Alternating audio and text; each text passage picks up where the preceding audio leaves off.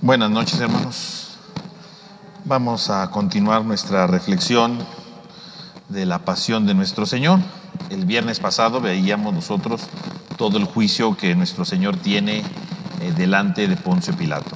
Vamos ahora a reflexionar el episodio de continuación de esto, sobre cómo Jesús va a ser llevado a la cruz. Entonces vamos a ver, ¿verdad?, en primer lugar, la siguiente escena. Una vez que Pilato lo condena a la muerte, ¿verdad? Una vez que Pilato es condenado a muerte, entonces los soldados de inmediato empiezan a burlarse, ¿no? Entonces vamos a leer el Evangelio de Mateo, capítulo 27, del 27 al 31, primero que nada. Entonces dice: entonces los soldados del procurador llevaron consigo a Jesús al pretorio y reunieron alrededor de él a toda la corte. Lo desnudaron y le echaron encima un manto de púrpura, y trenzando una corona de espinas se la pusieron sobre su cabeza, y en su mano derecha una caña, y doblando la rodilla delante de él le hacían burla diciendo: salve el rey de los judíos. Y después de escupirle, tomaron la caña y le golpeaban la cabeza. Cuando se hubieron burlado de él, le quitaron el manto, le pusieron sus ropas y le llevaron a crucificar. Entonces ahí tenemos inmediatamente que Pilato, ¿verdad?, dice que él se lava las manos, que él no le interesa en lo más mínimo, ¿verdad?, lo que le pasa a Jesús. Inmediatamente entonces dice, los soldados lo agarran y lo llevan al pretorio, ¿no? Y dice, reunieron ahí a toda la corte. ¿Qué es una corte? Una corte, de verdad, es un batallón de 600 hombres, ¿no? Eso quiere decir una corte, ¿no? 600 hombres. Entonces vemos cómo Jesús, después de que lo azotaron ahí frente a todos, ¿no?, ahora se lo llevan, y vemos cómo los soldados, que vendrían siendo los agentes de la violencia, ¿verdad?, se llevan a Jesús. Y entonces dice que lo desnudan y le colocan un manto de color púrpura para ridiculizarlo, ¿no? Porque se supone que lo están acusando de ser el rey de los judíos, ¿no? ¿Se acuerdan que Pilato le dice, ¿eres tú el rey de los judíos? Y Jesús le contesta, si tú lo dices, ¿no? Y cuando está toda la situación, ¿no?, si van a crucificarlo, si no, ¿a quién le suelta? Si a Barrabás, dicen, o le suelto al rey de los judíos. Entonces la acusación de entrada es precisamente la del rey de los judíos. Esa es la clave, ¿no? El rey de los judíos. Y entonces, para ridiculizarlo, le van a poner precisamente ese manto, ¿verdad?, como diciendo, a ver, aquí está el rey, ¿no? Un rey, ¿verdad?, pues usa ropas de color púrpura, ¿verdad?, porque el color púrpura es el color de los ricos. Hoy día nosotros pues estamos muy acostumbrados a esto precisamente, ¿no?, porque hoy todo el mundo puede tener ropa de color púrpura, pero en aquel tiempo no cualquiera. Era una ropa muy cara, ¿verdad?, porque la teñían, ¿verdad?, con unos moluscos que sacaban, ¿verdad?, y con la tinta que daban, pues era precisamente con lo que se iba tiñendo, y era muy caro, porque imagínense, una cosita para teñir una capa era muy costoso.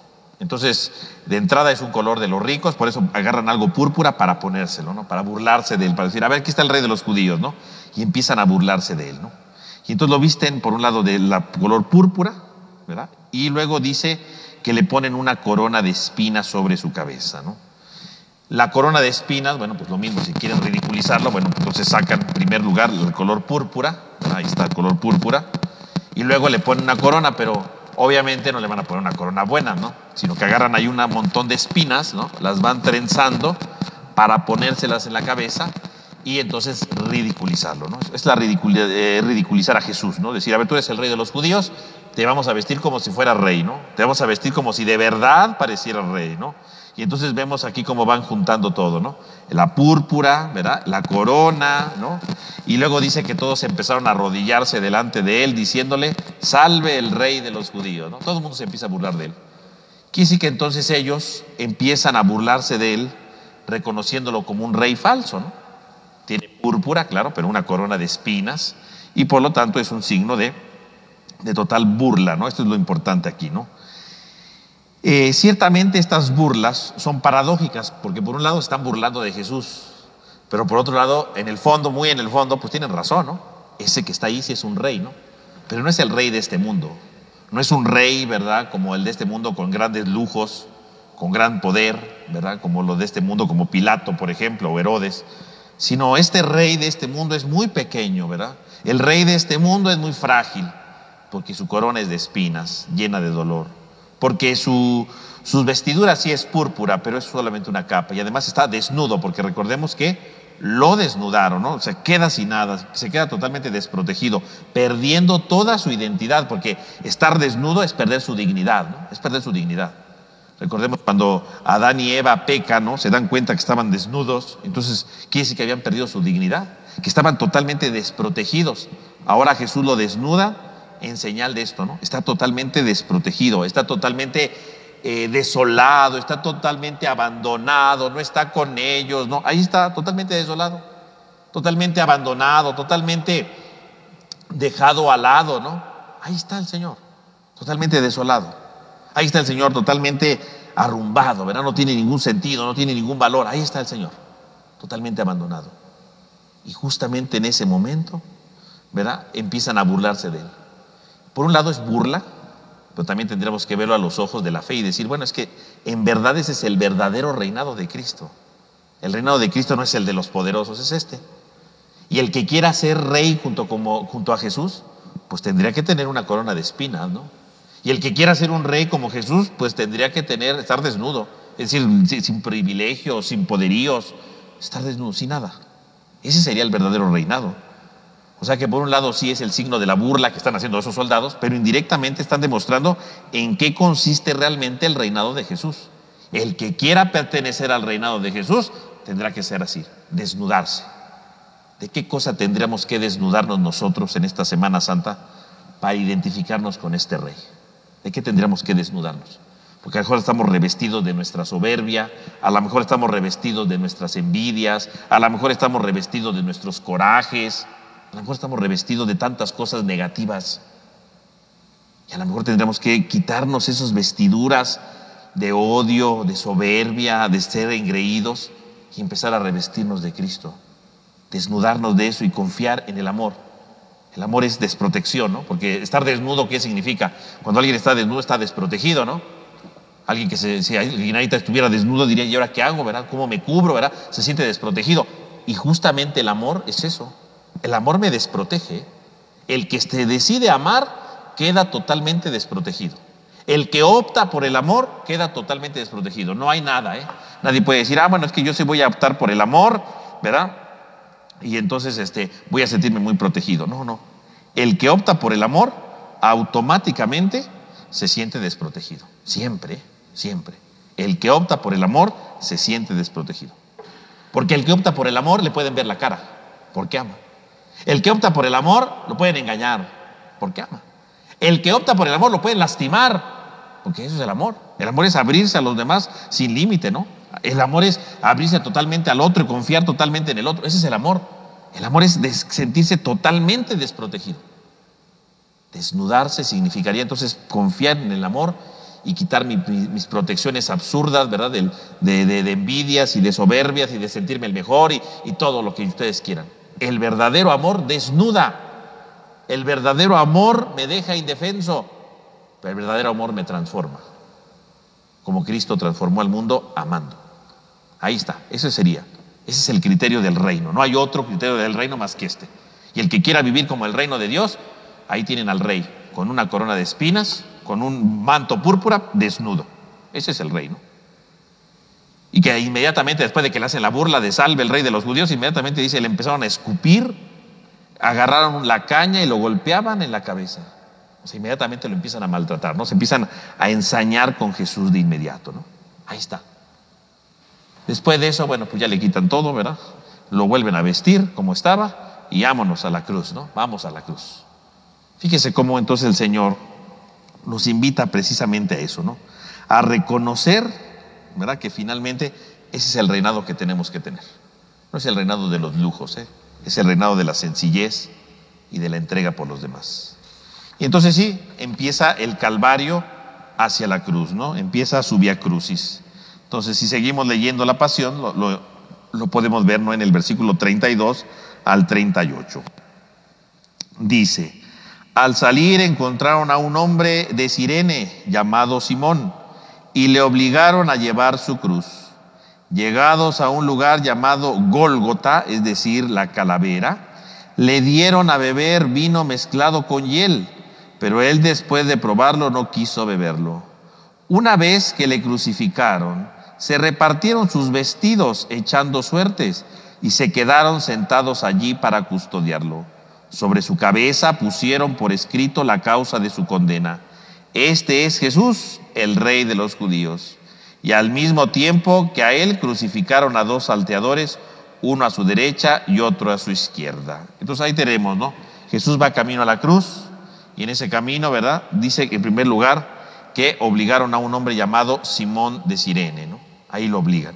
Fíjese que no es que él haya querido ayudar, no dice Simón de Cirene quiso ayudar a Jesús, no, nunca dice que lo quiso ayudar. Lo obligaron, ¿verdad? Lo vieron y dijeron, ahí viene, órale, que ayude a Jesús. Esto es un dato muy interesante, porque cuando alguien llevaba su cruz, ¿verdad?, para ser crucificado, pues lo tenía que cargar el ajusticiado, ¿no? Lo tenía que cargar el culpable. Pero seguramente después de todo lo que Jesús había vivido, porque hay que ponernos en el lugar de Jesús, ¿no? Jesús en la noche hizo la última cena, después se salió al huerto de los olivos, y Jesús no había dormido absolutamente nada, ¿no? Porque en el huerto de los olivos estuvo ahí orando, no durmió él. Los apóstoles sí se durmieron, pero Jesús no se durmió. Luego vienen, lo apresan, lo llevan al Sanedrín, lo empiezan a enjuiciar en la madrugada a Jesús. Y entonces Jesús no duerme, ¿no? Y después de eso, obviamente, entre empujones, golpes, ¿no? Después de eso lo llevan con Pilato, ¿no? Y ahí con Pilato le dan los latigazos. Y luego lo meten los soldados y le empiezan a pegar y se empiezan a burlar de él. O sea, fíjese todo lo que va viviendo. Cuando ya pues, finalmente, ¿verdad?, va a ir a la cruz, seguramente cuando empieza a cargar su cruz, pues los soldados vieron que iba muy débil, ¿no? Pues sí, porque iba débil, para empezar por todos los maltratos que sufrió, ¿no? En segundo lugar, porque no había dormido absolutamente nada, ¿no? Obviamente no había comido nada, porque desde que fue la última cena, eso es lo que comió la cena de Pascua, todo el tiempo hasta ahorita no ha comido nada, ¿no? Y aparte maltratado, burlado, golpeado, bueno, pues pobre Jesús. Obviamente cuando iban ya camino a la cruz, seguramente los soldados se dieron cuenta que Jesús no iba a aguantar. Si él cargaba la cruz, él no iba a aguantar. O sea, los soldados de repente vieron cómo iba cargando la cruz y dijeron, no, a ver, es que si seguimos, ¿verdad? Si seguimos teniendo esto, no va a cargar la cruz. O sea, no va a llegar, o sea, se va a morir antes. Pues sí, pues está deshidratado, sin comer, cansado, ¿verdad? Porque no ha descansado nada, golpeado. Bueno, pues una persona así y cargando semejante cosa hasta el lugar de la calavera, bueno, pues ¿quién va a durar así? Obviamente Jesús no iba a durar. Por eso es que agarran a Simón de Cirene para que le ayude a cargar la cruz. Porque saben perfectamente que si Jesús la hubiera cargado, Jesús no hubiera llegado, no se hubiera muerto en el camino porque ya no hubiera aguantado, ¿no? Que digo, en el Vía Crucis nosotros tenemos las 3 caídas y todas esas cosas, pero bueno, eso está en el Vía Crucis, eso es parte de la tradición popular de la iglesia. En realidad en los evangelios no hablan de las caídas, ¿no? De eso no hablan los evangelios. Es tradición popular que nos ayuda más o menos a ver el cansancio de Jesús, ver cómo lo aplasta la cruz, nos ayuda a reflexionar muchas cosas, claro, sí, sirve, pero en la Biblia no está eso. O sea, en realidad la Biblia quiere decir que Jesús iba muy cansado y mejor obligaron a alguien a cargarlo, ya sea porque lo vieron muy cansado o porque a lo mejor efectivamente se llegó a caer y pues dijeron, no va a llegar, se va a morir, ¿no? Y pues el chiste de un hombre condenado a muerte en la cruz, pues es clavarlo en la cruz, no que se nos muere en el camino, ¿no? Se acaba el show, ¿no? Y los romanos eran gente muy despiadada, ¿eh? O sea, esto de la cruz es una de las peores muertes que puede existir. A lo mejor nosotros ya nos hemos acostumbrado a la muerte de la cruz, ¿no? Porque por todos lados hay crucifijos, ¿no? Pero si ustedes lo piensan bien, es una muerte terrible, ¿no? Estar desnudo, ensangrentado, ¿verdad? Clavado, ¿verdad? Todo lo que implica, ¿no? Todo el dolor que implicaba, ¿no? Y toda la agonía, porque en realidad en la cruz no solo se morían porque se desangraban, se morían porque se asfixiaban, ¿verdad? Porque al tener los brazos alzados se va cerrando, ¿verdad? Y entonces no se puede respirar con facilidad, ¿no? Terminaban asfixiados, desangrados, deshidratados, ¿no? Y era una muerte lenta, ¿no? Además, cuando a alguien lo crucificaban, pues también, ¿verdad? Obviamente con el olor de la sangre, ¿verdad? La gente que ya estaba agonizando ahí, pues venían los buitres, ¿verdad? Los cuervos venían, porque olían toda esa, pues olía la muerte, ¿no? Ellos huelen la muerte. Y obviamente cuando estaban ahí, ¿verdad? Crucificados, llegaban estas aves empezárselos a comer vivos, ¿no? Les picaban, les sacaban los ojos. Es una cosa horrible, ¿eh? O sea, nada más que nosotros ya lo hemos hecho muy romántico el asunto y decimos, ay, nuestro Señor de la cruz, qué bonito. Pero no, era una muerte terrible, ¿eh? Agonizante, ¿verdad? Imagínense ahí que los cuervos estén picando y está ahí con el dolor, la gente burlándose. O sea, es una muerte terrible, ¿eh? Es una muerte horrible, ¿no? Que nosotros a veces la hemos hecho muy romántica o nos hemos acostumbrado a ver las imágenes, pero en realidad era una muerte horrible, ¿no? Era una muerte horrible, ¿no? Todo lo que implicaba detrás de eso, ¿no? Entonces, obviamente, eso le gustaba a los romanos, eso le gustaba hacer, maltratar gente, ¿no? Eran gente agresiva, abusiva, les gustaba hacer eso. Y entonces, precisamente como les gustaba hacer eso, pues obviamente prefirieron que Simón de Cirene mejor cargara la cruz, pues para que Jesús llegara vivo y lo crucificara, porque si se les moría en el camino, pues no servía el asunto, ¿no? Ellos querían descargar su furia. Si de por sí ya habían golpeado a Jesús, ya se habían burlado de él, bueno, qué mayor furia que clavarlo en la cruz, ¿no? Entonces obviamente ellos querían llegar ahí. Y entonces obligan a este hombre de Cirene, ¿verdad? Que ni siquiera es judío, porque si es de Cirene, pertenece a la parte de África, ¿no? Hay por más o menos lo que hoy sería Libia, ¿no? Y entonces se lo llevan, ¿verdad? Lo agarran y le dicen que tiene que cargar la cruz. O sea que Simón, no crean que iba muy de buena gana cargando la cruz. Va ahí porque pues, no le quedó de otra.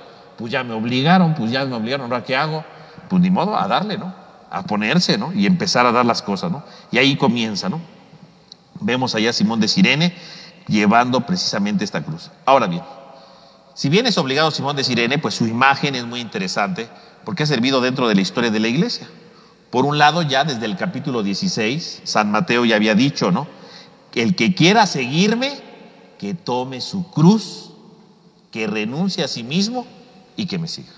Entonces, Simón de Cirene podemos decir que es el modelo de discípulo.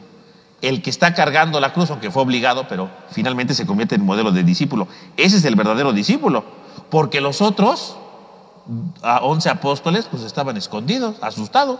Este por lo menos ahí va cargando la cruz.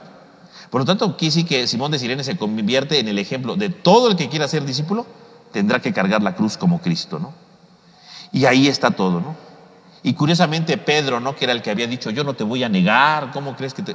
Pedro finalmente huyó, lo negó, y curiosamente aparece otro Simón, porque si ustedes se acuerdan, Pedro se llama Simón, ¿no? Simón Pedro, ¿no? Pedro es su apodo, ¿no? Significa piedra, ¿no? Y curiosamente Simón Pedro lo negó y escapó. Y aparece ahora otro Simón, que aunque es obligado, él está junto a Jesús cargando la cruz. Ese sí está cargando la cruz. Quiere decir que aunque uno niegue a Jesús, si después decide cargar la cruz, pues es precisamente el verdadero discípulo. Ahí está la clave del verdadero discípulo. Y entonces dice que los van a llevar a un lugar llamado Gólgota, ¿verdad? Que significa la calavera o el calvario, ¿no? ¿Qué quiere decir eso de Gólgota? Gólgota, ¿verdad? Que significa cráneo, ¿no? Eso significa cráneo, calavera, que es una cosa muy difícil, ¿no? de explicar esto, ¿no? Entonces, algunos creen, ¿verdad? Desde el punto de vista artístico, que se llamaba el lugar de la calavera, probablemente porque ahí había varias gente decapitada, ¿no? Y entonces les cortaba la cabeza y ahí estaban los cráneos, ¿no? Y entonces obviamente de ahí surgió la imaginación, y no sé si ustedes han visto, y si no, pues a lo mejor después, ¿verdad? Pueden buscar imágenes, y van a ver cómo hay varias imágenes de Cristo, ¿verdad? Que está crucificado, y luego a veces está ahí Juan y la Virgen, pero siempre al pie de la cruz hay un cráneo chiquito y chiquito pequeñito. Se supondría que ese cráneo sería el de Adán, ¿no? En el arte, ¿no? En el arte. Obviamente en esa época de Jesús no estaba ese cráneo, no estaba eso, pero ellos se lo imaginaban así. Y entonces decían que precisamente Cristo, que murió en la cruz, derramó su sangre sobre el cráneo de Adán para salvar a toda la humanidad, ¿no?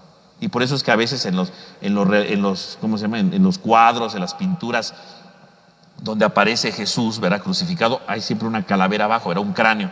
Y uno dirá, ¿por qué está ese cráneo ahí? Y uno dirá, ay, pues porque la muerte. No, ese cráneo representa a Adán, representa que Cristo vino a morir por todos los hombres y que Cristo vino a morir para salvar a Adán y salvarnos a todos. Por eso luego en las imágenes aparece un cráneo. Ese es el motivo por el que pasa. Obviamente no es el cráneo de Adán, por favor, ¿no? Eso no es cierto, ¿no? Eso no es una leyenda nada más, ¿no? Nada más es lo que dice, ¿no? Entonces, para que ustedes lo tomen en cuenta. Pero entonces, si se llamaba la calavera, no era por esto, ¿no? Se llamaba la calavera porque algunos dicen que tal vez en ese lugar, en aquel tiempo, ahorita no, si ustedes van a esos lugares, eso ya no se puede ver así, pero dicen que en aquel tiempo seguramente, ahí donde los crucificaban estaba como un saliente rocoso, ¿no? Un saliente rocoso que parecía una calavera, ¿no? Que hacía forma de calavera. Y además, como ahí crucificaban a la gente y se moría, pues obviamente era un montecillo, ¿verdad? Y como con forma de calavera, ahí crucificaban a los condenados, pues ahí se morían. Entonces se relacionaba como la calavera, como el lugar de la muerte, ¿verdad? Por la forma que tenía, que hoy día no existe, ¿no? Y las excavaciones han demostrado diferentes tipos de piedra, ¿no? Etcétera. Entonces, pero ya no existe esa forma que tuvo, ¿no? Obviamente con el tiempo pues se va erosionando todo y no se conserva. Incluso algunas excavaciones que se han hecho, ¿verdad? Dicen que a veces han encontrado ya algunas tumbas, ¿no? Entonces también pudo haber sido el lugar de la calavera porque había tumbas cerca de ahí, ¿no? Vayan ustedes a saber, ¿no? Eso es un misterio que no podemos resolver totalmente, ¿no? Pero puede ser porque o se pareció una calavera o porque había tumbas cerca de ahí. O simplemente porque ahí se moría la gente, ¿no? Porque ahí los crucificaban. Bueno, eso sería la idea. Entonces, Jesús lo sacan precisamente para que vaya a morir a ese lugar, ¿no? Fuera de la ciudad. Esto es muy importante, porque Jesús justamente va a morir fuera de la ciudad. Los crucificaban fuera de la ciudad, por un lado, porque matar a alguien, bueno, la sangre de alguien pues es sagrada y deja impuro las cosas. No podían matar a alguien ahí, ¿verdad? Y menos crucificado, no, tiene que ser fuera de la ciudad. Pero también fuera de la ciudad porque cuando alguien lo sacaban de la ciudad, significaba que ya no era parte de los suyos, significaba que ya no pertenecía a su grupo. Quiere decir que entonces Jesús muere fuera de la ciudad porque porque ya no son parte de él, ¿no? Ya no son parte de él. A eso es lo importante, ¿no? O sea, creen que Jesús ya no pertenece a su ciudad, a su pueblo, a su nación, porque fue condenado a muerte, ¿no? Entonces lo sacan. Y entonces dice que ya llegando ahí, le dieron a beber, dice, vino mezclado con hiel. Pero él, después de probarlo, no quiso beberlo. ¿Qué quiere decir que le estén dando vino mezclado con hiel? ¿A qué se refiere eso? Pues era una especie como de estupefaciente, ¿no? Una especie de droga para que no sintiera dolor, ¿no? O sea, quiere decir que cuando llegaban a crucificarlos les daban siempre una bebida para drogarlos, porque una persona drogada dura más, ¿no? Una persona drogada resiste más, ¿no? No es lo mismo, por ejemplo, emborracharse que drogarse, ¿no? Un borracho, ¿verdad? Si alguien se emborracha, se tumba en el piso, ¿no? Se pierde, ¿no? En cambio, alguien que se droga, ¿no? Alguien que se droga no necesariamente se tumba, al contrario, ¿verdad? Anda más activo, puede ponerse hasta más agresivo, ¿no? O sea, una persona drogada, ¿no?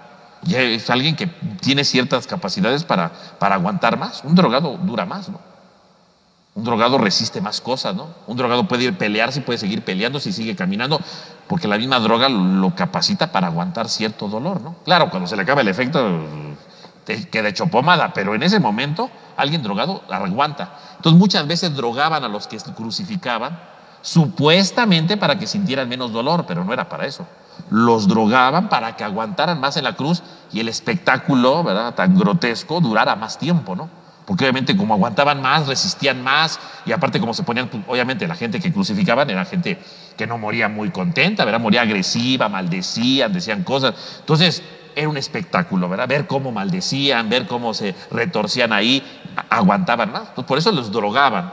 Uno dirá, ay, mira qué buena gente, querían que no sintiera tanto dolor. No, querían que sintiera menos dolor para poder aguantar más y el espectáculo de la cruz durara más tiempo.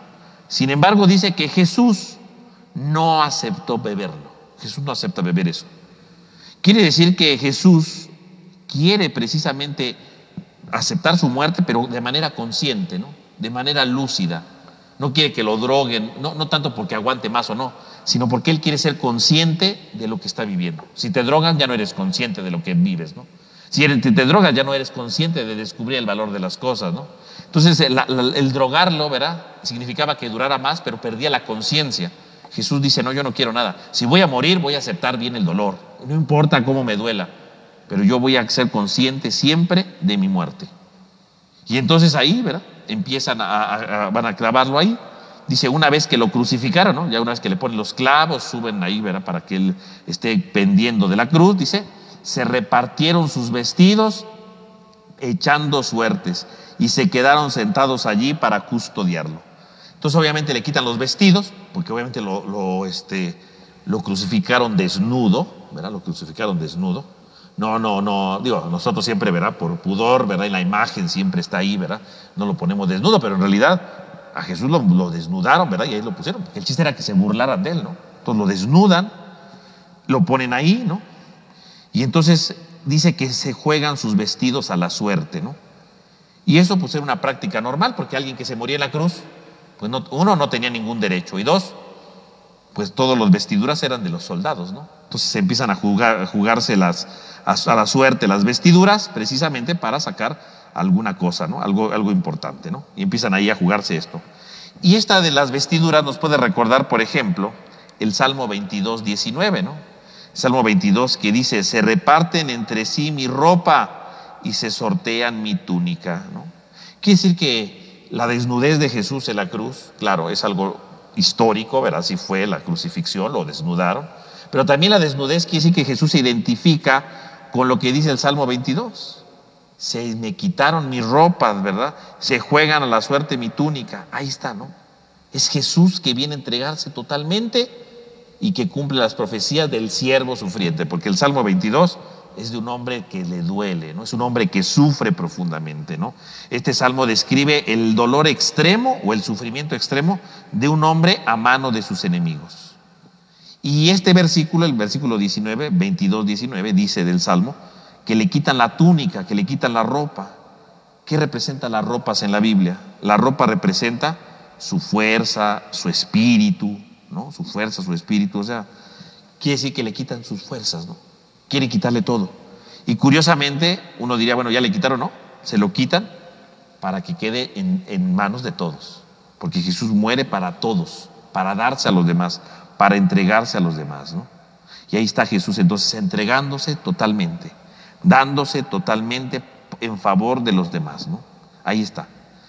Y dice el texto de San Mateo, esto solamente aparece en el Evangelio de Mateo, verá, le quitaron los vestidos, echaron suertes y se quedaron sentados allí para custodiarlo. Fíjense qué interesante. Se quedaron ahí para custodiarlo.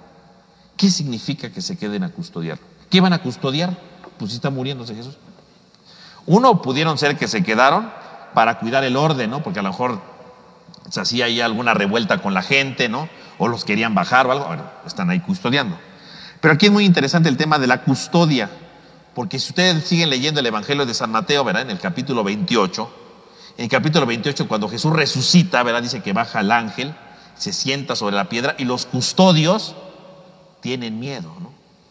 Y luego dice que Pilato manda a unos custodios para que digan que se robaron el cuerpo de Jesús. O sea que el tema de la custodia es un tema que aparece en el Evangelio de San Mateo desde la pasión y la resurrección, haciendo ver que los custodios están ahí para vigilar, pero a pesar de que están custodiando a Jesús, nadie, por más vigilantes que tenga, por más guardias que haya, nadie puede detener la acción de Dios. Pueden cuidarlo ahí en la cruz. De todos modos, aunque lo estén cuidando, en la cruz está la salvación. Pueden poner custodios en la tumba, pues aunque haya guardias en la tumba, Cristo va a salirse de la tumba porque va a resucitar. Puede poner custodios que engañen a la gente diciendo que no resucitó, que se robaron el cuerpo. Pueden engañar, pero Cristo de verdad resucitó. O sea, San Mateo empieza a decir desde ahorita que están los guardias siempre custodiando, pero que son los custodios inútiles, porque la última palabra no la tienen los custodios, sino la última palabra la tiene Dios. Dios es el que tiene la última palabra, ¿no? Ahí está la clave de todo. Y entonces están ahí sentados los custodios.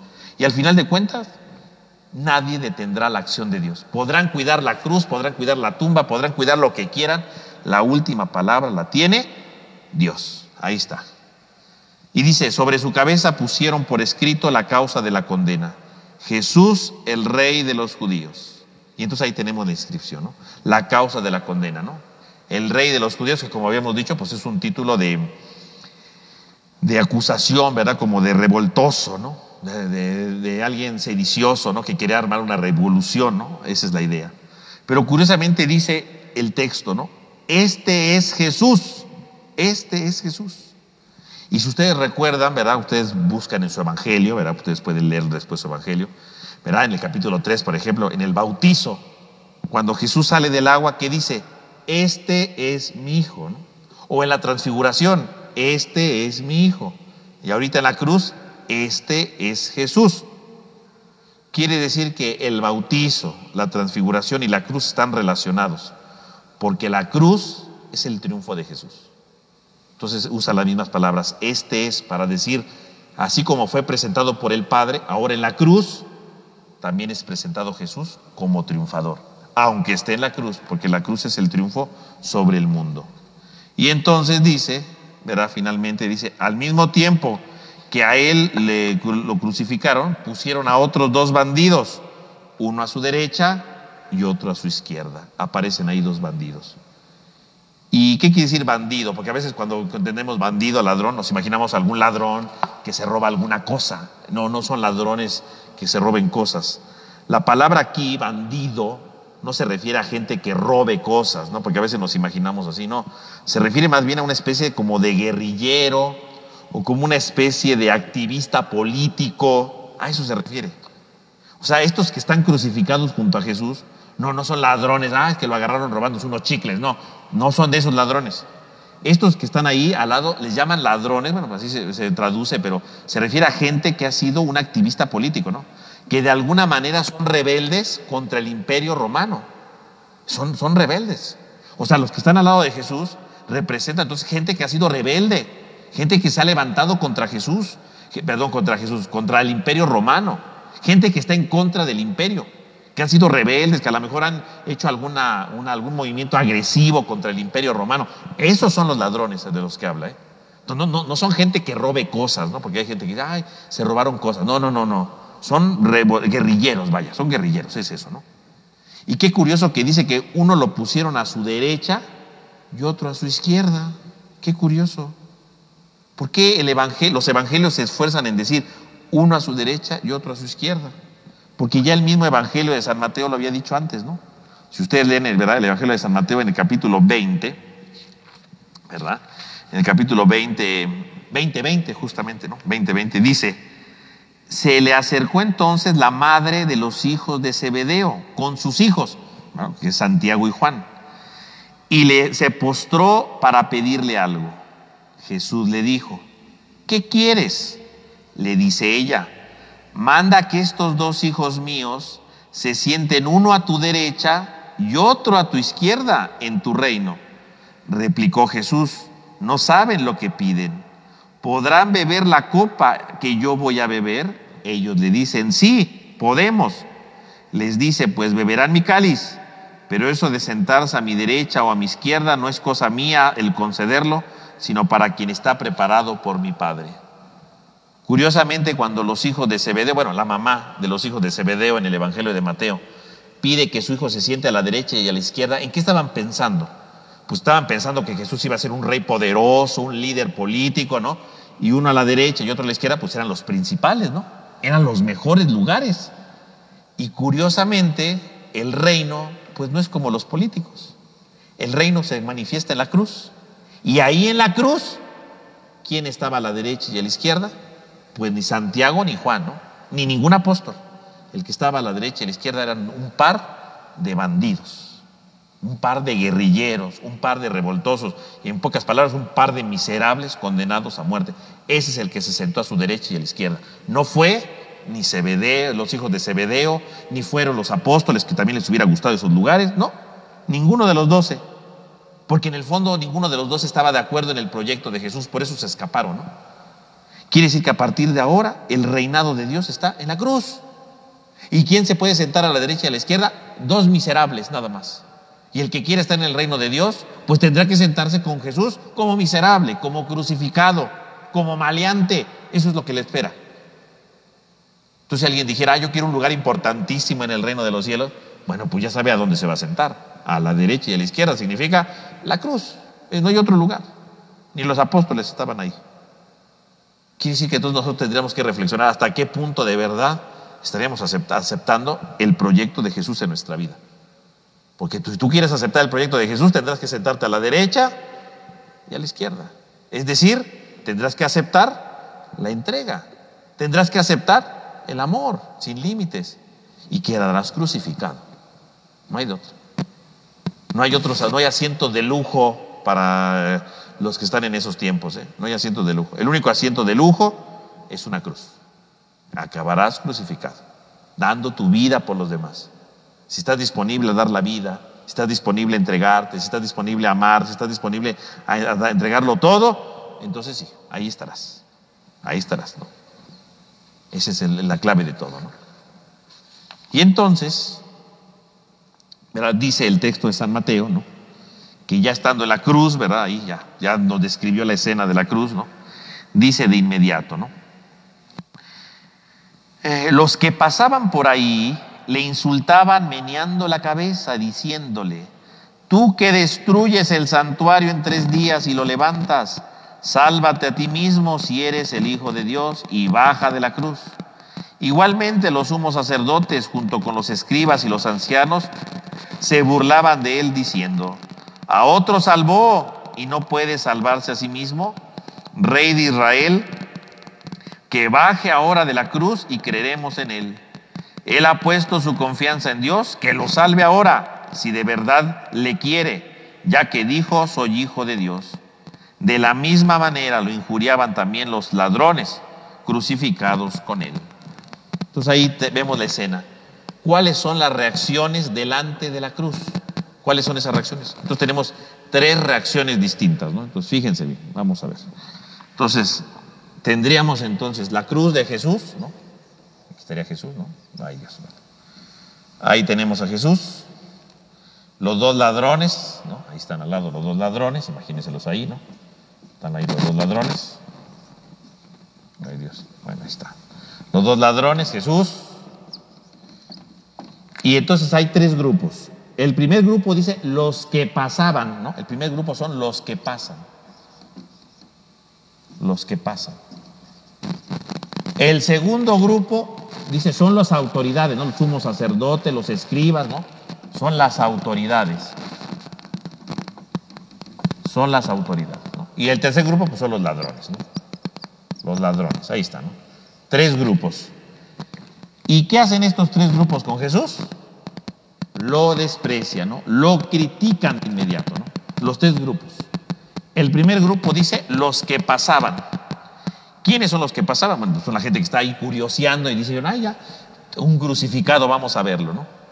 Esos que iban pasando seguramente conocían algo de Jesús.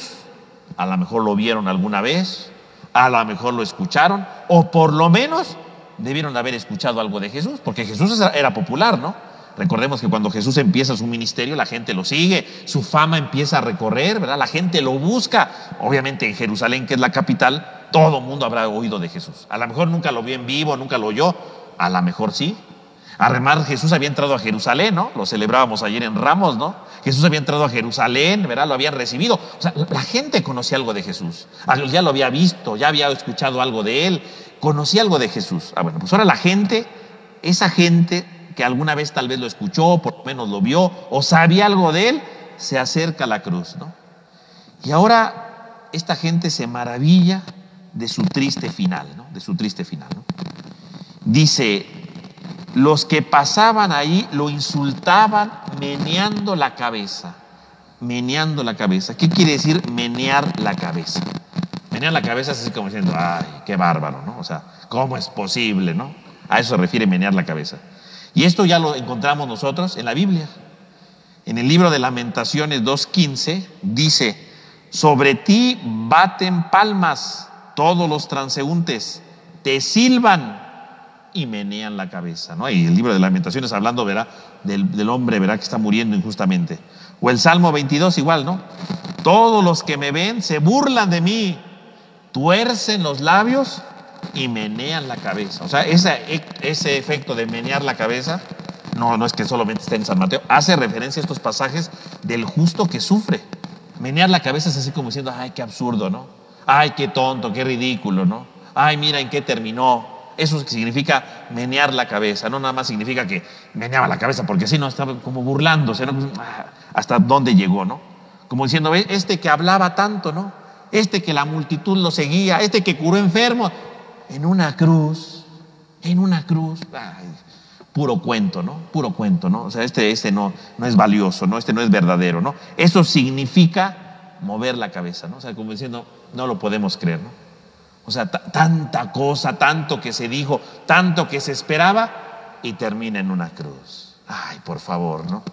No tiene sentido, ¿no? No tiene valor, ¿no? Entonces, los que pasan, aquí sí que lo desprecian totalmente, ¿no? Y dicen, tú que destruyes el santuario en 3 días y lo levantas, sálvate a ti mismo si eres el Hijo de Dios y bájate de la cruz. Fíjese cómo apelan, como habíamos visto en otra charla, ¿verdad? Cómo apelan directamente a la cruz, al destruir el santuario y levantarlo en 3 días. O sea, aquí sí que es un chisme que había por el lugar, ¿no? Jesús dijo que iba a destruir el santuario. Jesús dijo que lo iba a levantar en 3 días, ¿no? Los chismes, ¿no? Como en todos lados, ¿no? Los chismes en todos lados existen. La gente se lo sabía. Dice, a ver tú, ¿verdad? ¿Y a poco? Este es el que dijo que destruiría un santuario y lo iba a reconstruir en 3 días. Mira dónde quedó, en una cruz. Muchas palabras, ¿no? Pero no hace nada, ¿no? Muchas bla, bla, blas, pero no dice nada, ¿no? Se queda ahí, ¿verdad? O sea, se burlan de él. No tiene sentido, ¿no? Este es Jesús, del que escuchamos tanta cosa. No. Y entonces le dicen, bueno, a ver, ¿tú qué dices tanto, Jesús? A ver, sálvate a ti mismo si eres el Hijo de Dios y baja de la cruz, ¿no? Ahora sí, baja de la cruz. Si eres el Hijo de Dios, fíjense, si eres el Hijo de Dios. Entonces, por un lado, dicen, a ver, ¿tú te reconociste como Hijo de Dios? ¿Tú te reconociste como Hijo? Ahora, a ver, ¿estás diciendo que eres el Hijo de Dios? Bueno, pues a ver, muéstralo. Pero si tú eres el Hijo de Dios, esta frase, si tú eres el Hijo de Dios, verá, bájate, es una frase que ya habías dicho anteriormente, ¿no? ¿Quién había dicho esta expresión? Si tú eres el Hijo de Dios, haz esto. Esas palabras ya las había dicho el diablo, ¿no? Cuando Jesús va al desierto, ¿no? En el capítulo 4, verá, Jesús se va al desierto y el diablo, verá, lo empieza a tentar. ¿Qué le dice? Si tú eres el Hijo de Dios, convierte estas piedras en pan. Si tú eres el Hijo de Dios, aviéntate, porque los ángeles van a venir, ¿no? Si tú eres el Hijo de Dios. Son las mismas palabras del diablo. O sea, aquí sí que la gente que está ahí le está jugando al diablo, ¿no? Están tentando a Jesús. Así como el diablo tentó a Jesús en el desierto, ahora la gente que está pasando está tentando a Jesús. Si tú eres el Hijo de Dios, a ver, bájate. El diablo le decía que convirtiera el agua, la piedra en pan, le decía que se aventara. Ahora no, ahora a ver, ya estás en la cruz, llega el momento de la tentación y le dicen, a ver, si eres el Hijo de Dios, igualito que el diablo, baja. Entonces es una tentación como el diablo, es una tentación demoníaca. No solamente se burlan de él, están tomando el lugar del diablo en la cruz. Si tú eres el Hijo de Dios.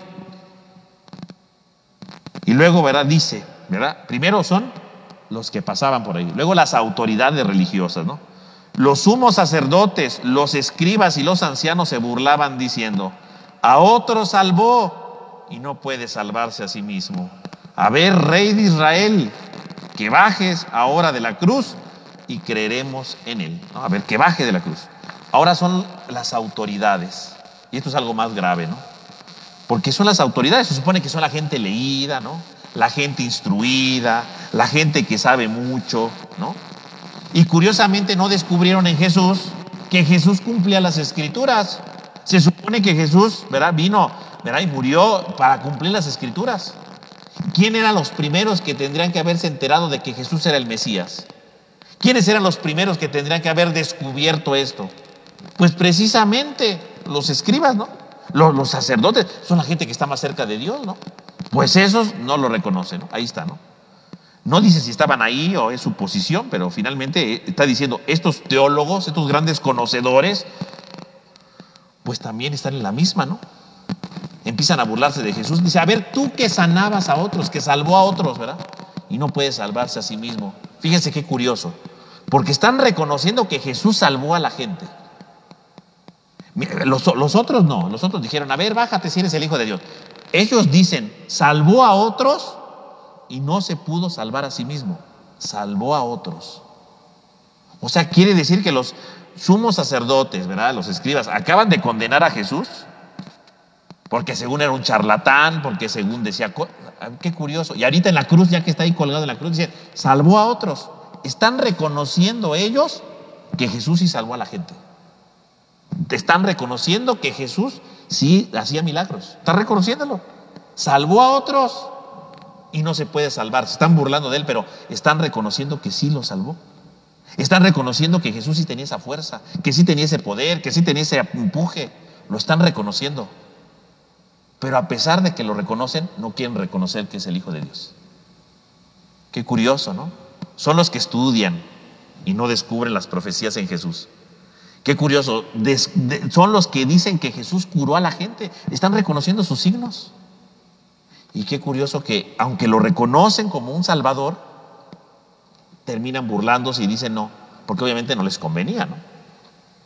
Pero fíjense que los sacerdotes en ese momento están reconociendo que de verdad Jesús hizo curaciones, que salvó a la gente. No están diciendo, a ver, charlatán. No. Ahí le dicen, a ver, tú que curaste, ¿no? Pero no, y salvaste, y no te puedes salvar a ti mismo. O sea, es una burla, pero sí están reconociendo que salvó. O sea, sí saben perfectamente algo de Jesús. Pero aunque saben algo de Jesús, no quieren dar el paso para convertirse. Porque antes de dar ese paso prefieren sus influencias, prefieren sus conveniencias. Y eso puede pasarnos a nosotros. A veces nosotros sabemos muchas cosas del Señor, sabemos muchas cosas de la Biblia. Y a veces cuando tenemos que dar el paso, porque sabemos lo que Dios nos está pidiendo, no lo damos. Ellos estaban a un paso, o sea, salvó a otros. Sabían que Jesús era fuerte, que era poderoso. Y sin embargo no dieron el paso de la conversión porque no les convenía sus intereses, no les convenía su dinero, no les convenía su fama, no les convenía lo que quisieran, pero no dieron el paso. A veces nosotros sabemos lo que Jesús nos pide, conocemos las Escrituras, sabemos lo que el Señor, y no damos el paso, nos da miedo. Igual que estos señores, nos da el miedo dar el paso, porque a lo mejor perdemos influencia, porque a lo mejor perdemos poder, porque a lo mejor perdemos algo que queremos. No queremos dar el paso, no lo damos, nos da miedo. Fíjese que es un caso muy interesante porque están reconociendo que tienen miedo de dar el paso. Y este miedo es el de todos nosotros, el de todos nosotros. Cuando no queremos dar el paso y no queremos transformar nuestra vida, ¿no? Ahí está, ¿no? No queremos dar ese paso finalmente, ¿no? No queremos arriesgarnos nosotros, los conocedores. Porque a lo mejor la gente que no conoce, bueno, pues no dio el paso ni entendía. Pero nosotros a veces sí entendemos y decimos, deberíamos de hacer eso. Yo sé que tengo que hacer esto, yo sé que tengo que cambiar esto. Y no cambiamos porque digo, pero es que si cambio, ya no voy a poder hacer esto, ¿no? Es que si cambio, a lo mejor pierdo esta fama, ¿no? O yo qué sé, ¿no? A veces no queremos dar el paso, aunque sepamos, nos da miedo, como les dio miedos a ellos, ¿no? Y finalmente están los ladrones, ¿no? Que están ahí. Fíjense, el Evangelio de Lucas es el que nos narra, ¿no? De un ladrón que era bueno y que, Señor, acuérdate de mí. Bueno, esa es la versión de San Lucas. En la versión de San Mateo y en la de San Marcos no dice nada. Lo único que dice es, los ladrones de la misma manera injuriaban a Jesús. Lo injuriaban, ¿no? Punto. ¿Por qué injurian? Hacen esta acción contra Jesús. ¿Por qué lo hacen?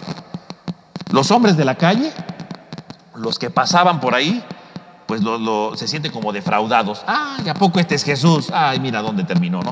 Defraudados. Las autoridades religiosas critican a Jesús porque se sintieron amenazados por Jesús, ¿no? Se sintieron amenazados. Pero los ladrones, pues los ladrones también están defraudados de Jesús. Porque decíamos que esos ladrones eran como revoltosos políticos, ¿no? En el fondo lo injuriaban. ¿Qué quieren decir?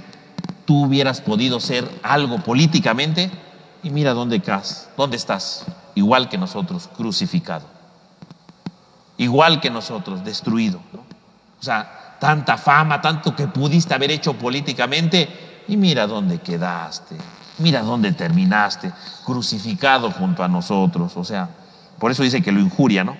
Porque finalmente no se dan la oportunidad de abrirse a la acción de Dios, ¿no?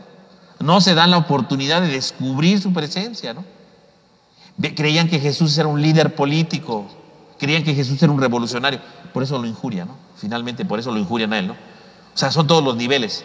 Desde el ámbito intelectual, rechazado, porque amenazan sus intereses. Desde el ámbito, ¿verdad?, cotidiano, rechazado, porque no es tan grande como parece, ¿no? Y desde el ámbito guerrillero, los crucificados, rechazado, porque no hizo una revuelta, ¿no? Es rechazado por todos lados. Esta escena de las burlas, por lo tanto, ¿qué pone de relieve? Pues la soledad de Cristo, ¿no? Cristo está solo en la cruz, solo. sus apóstoles lo dejaron. La gente lo desprecia, se decepcionó de él. Los ladrones que están ahí sufriendo lo mismo que él, lo desprecian. No están ni siquiera, ellos que están en el mismo dolor, lo quieren, ni siquiera. Y las autoridades, los grandes conocedores, lo desprecian. Jesús está solo. Estas burlas lo único que ponen de relieve es la soledad profunda de Cristo. Nadie está en comunión con él. Hasta sus propios compañeros de desventura lo están ultrajando, lo están agraviando, ¿verdad? Nadie entiende la presencia de Jesús en su vida. Por lo tanto, tenemos aquí la total soledad del Señor. Y entonces, ¿verdad? Con esto vamos a dejarle por el día de hoy aquí, ¿verdad? El día de mañana continuaremos reflexionando la pasión. Mañana concluiremos, ¿verdad? Esta reflexión de la pasión. ¿Verdad? Entonces mañana veremos qué pasa con Jesús en la cruz, cuáles son los acontecimientos finales. Entonces vamos a dejarle por hoy aquí. En estos días, ¿verdad? Para la reflexión de este pasaje, pues podremos preguntarnos, ¿no? Si nosotros, en primer lugar, hemos reconocido a Jesús en nuestra vida. ¿Yo he reconocido a Jesús en mi vida? ¿O soy como la gente, ¿no? Que se queda sorprendida, ¿no? ¿O soy como los ladrones que nos sentimos defraudados porque Jesús no hace lo que yo quiero? Jesús no hace lo que yo quisiera. ¿O somos como las autoridades que sabemos lo que Jesús nos está pidiendo, pero nos da miedo dar el paso porque nos cuestiona, ¿no? Nos cuestiona. Eso sería para la reflexión. ¿Hasta qué punto yo estoy con Jesús o hasta qué punto dejo solo a Jesús? Y finalmente, preguntarnos si yo estoy dispuesto a vivir el reinado de Jesús. Y el reinado de Jesús es la cruz. El reinado de la cruz es la corona de espinas. El reinado de Jesús es la desnudez, ¿verdad? Despojarnos de todo para llenarnos de la presencia y vivir el amor. ¿Hasta qué punto estoy llamado yo a vivir esa experiencia?